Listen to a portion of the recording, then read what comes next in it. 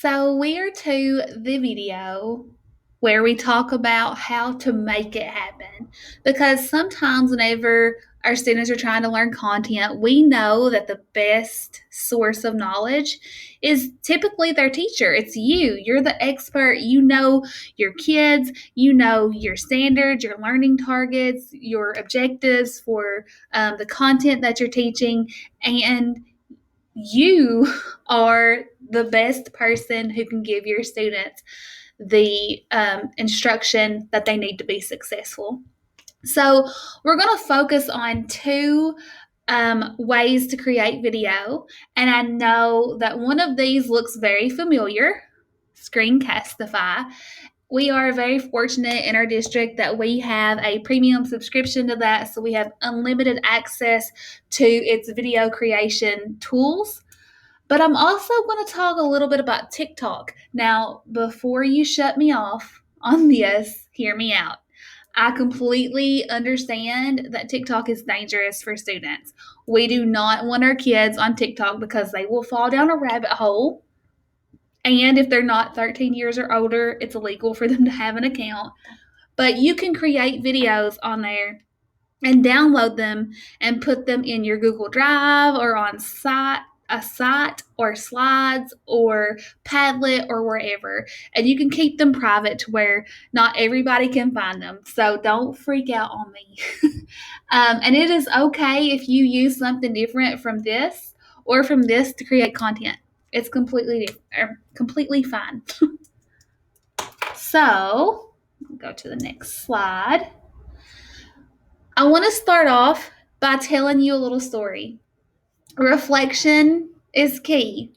So here is one of the very first Screencastify videos that I ever created with my students.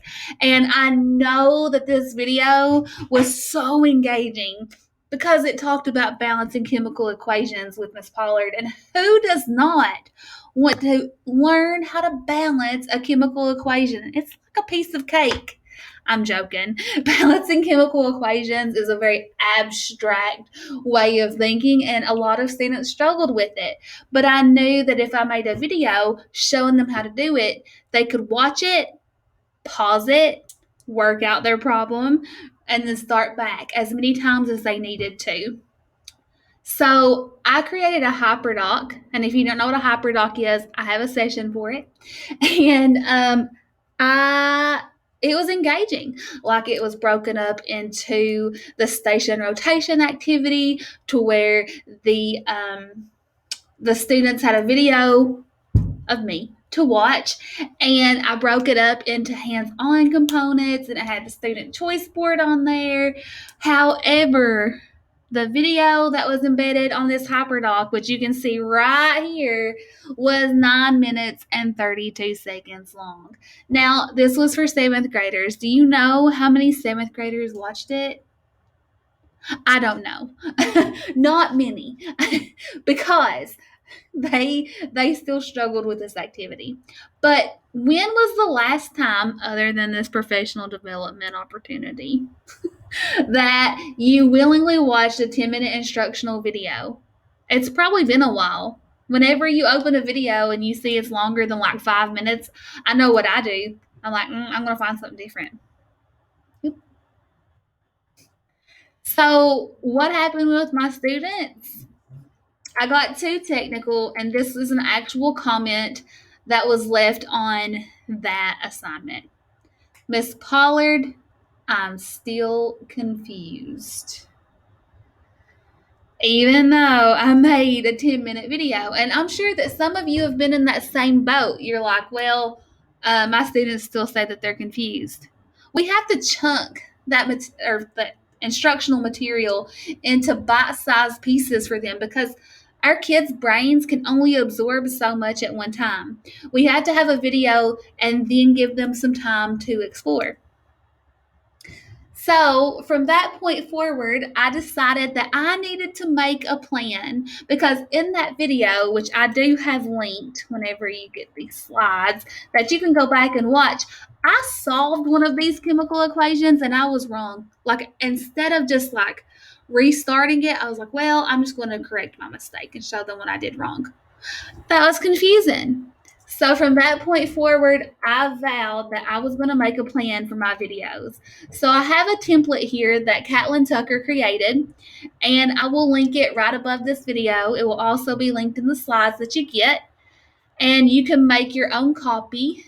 And what that means is that any edits or any changes that you make to this specific copy that you have is just yours, and no one else will see your changes. So you won't be like messing up any slides for anybody else, or you won't be sharing out your ideas right there. So this is very simple, just something that you can sketch down your ideas on. You don't have to use that template. I, for instance, use Post-it notes and I have them above my computer whenever I'm talking. But some other easy tips for video creation: you can create the outline, which we just talked about. Remember that it doesn't have to be perfect. You can pause the recording and continue forward if needed. If you're using Screencastify to pause, you press Alt, Shift, and P on your keyboard, and it will pause your screen for you. You can also click on the extension and pause it right there. Now, if you don't know how to use Screencastify whatsoever, there's going to be a video directly under this that will walk you through that, okay? The next thing is, don't speak too fast. If students are needing to watch the video at a faster pace, they can do that using YouTube. If they need to, they can speed it up. But when we talk too fast, sometimes we make mistakes and we don't catch those right away. And it could be distracting for some of our students. Keep it short. Evidence shows that our attention span drops off after 2 to 3 minutes. And I know that that's totally true for me. You want to limit the distractions. Try to limit your mouse movement, because if your mouse is moving all over the screen, the students are going to be watching that instead of watching and listening to whatever is on your screen. If you have an external microphone, use it. If you don't, then that's okay. But sometimes having that external mic makes your voice sound a little bit more clear. If you are using a webcam, make sure your area is well lit and appropriate. If you embed a webcam, webcams are a great way to make your videos be personable. However, it can make the video be distracting for viewers, because I know for me, like I have braces on right now on my teeth, and sometimes I find myself watching my braces whenever I talk. So I know that's something that could be distracting if I have my webcam on. Don't be afraid to listen to it before sending it out. Number one, it helps you become more comfortable with creating videos. Number two, it's a proofreading, so you can hear and find all of your errors that you make. And last but not least, practice makes perfect. Practice makes perfect. Always try Screencastify for a second. Make sure that your microphone's turned on, your web camera's turned on if you want it to be, and that it's just working properly, because there's nothing worse than making a 10-minute video only to find out that your microphone was on mute. And then something else to keep in mind: sitting too close to a window will allow outside noise to come into your video, and sitting too close to a wall can cause echoes. So just keep those things in mind. Now, I do have this as a printable if you are interested in having that, but if you get the slides, you can just print that slide too. Okay, so we talked just a little bit about Screencastify, and I promise, like I said, if you do not know how to use it yet, there's going to be a video directly under this. I know most of us used it last year, so that's why I'm not including it into this video. But if you need that, it's going to be like a 5-minute video that will walk you through how to use it. Screencastify is one of the most simple tools that I've ever used, and all of those videos save directly to Google Drive or to YouTube. And one new thing that Screencastify has, and I really want to show you that, is whenever you create a video, it's going to take you to a watch page link. And if I click that, anyone with the link is going to be, I'm going to be able to see how many people have watched it. Now, it automatically makes those settings be anonymous. But if you click edit and you say who can access this video, anyone with this link or anyone in my organization. And if you want to track your viewers, just make sure that you've got that checked. And as long as you pick anyone in my organization and they sign in to a Chromebook or anything Google, then their email is automatically going to be in there, even if you teach littles and they have to use their Clever badges. And then once you click that, you're going to be able to click your viewers and you'll be able to have a list of everyone who's watched your videos. So that is a brand new feature for Screencastify. And if you ever need to find all of your videos, just click the 3 lines on one of them and go to My Recordings, and you can click, or you can find all of the videos that you've ever created there. I know I have a ton. Okay, now moving right along. I got sidetracked. But TikTok. I know that some of us use this for a pastime, but there's so much rich content creation on there that's already there, and you also have the ability to make your own.